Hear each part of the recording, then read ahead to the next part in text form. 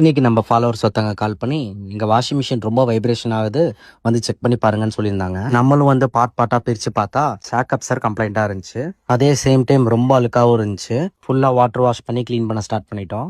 Water wash பண்ணி check பண்ணும்போது ஸ்பைடர்ல நிறைய இடத்துல டேமேஜா இருந்துச்சு. ஸோ ஹீட் பண்ணி மிஷினை வச்சு ரிமூவ் பண்ண ஸ்டார்ட் பண்ணிட்டேன். ரிமூவ் பண்ணி செக் பண்ணி பார்த்தா நிறைய இடத்துல டேமேஜா இருந்துச்சு. இது எதனால டேமேஜ் ஆகுதுன்னு கேட்டா ஷாக் அப்சர் கம்ப்ளைண்ட் ஆகி அப்படியே நீங்க யூஸ் பண்றதுனால தான்.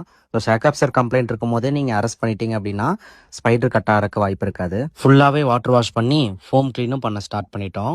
பேரிங் செட்டும் வீக்காக இருந்ததுனால பேரிங் செட்டும் நியூ ஒன்று சேஞ்ச் பண்ணியாச்சு. எல்லாம் கம்ப்ளீட் ஆனதுக்கப்புறம் ட்ரம் எல்லாம் புதுசு மாதிரி ஆயிடுச்சு. ட்ரம் அவுட்டர் ட்ரப்ல ஃபிட் பண்ணி செக் பண்ணி பார்த்தா அலைன்மெண்ட் பர்ஃபெக்டாக இருந்துச்சு. அப்படியே மிஷினை எடுத்து போல்ட் எல்லாம் ஏற்றி அசம்பிள் பண்ண ஸ்டார்ட் பண்ணிட்டோம். எல்லாம் கம்ப்ளீட் ஆனதுக்கப்புறம் ஃபோம் அடிச்சு பாலிஷ் பண்ணி மிஷினை பிரைட்டாக பண்ணியாச்சு. இந்த ஒரு ஒர்க்கு கம்ப்ளீட் பண்ணுறதுக்கு 3 to 4 hours கண்டிப்பாக ஆயிரும். நான் ஸ்டாப்பாக ஒர்க் பண்ணிட்டு இருந்தால் தான் ப்ராப்பராக பண்ண முடியும். எல்லாம் கம்ப்ளீட் பண்ணி செக் பண்ணும் போது மிஷின் பர்ஃபெக்டாக ஓடிட்டு இருந்துச்சு. இந்த மாதிரி சர்வீஸ் உங்களுக்கு தேவைப்பட்டா ஸ்க்ரீனில் தெரியுற நம்பருக்கு கால் பண்ணுங்கள்.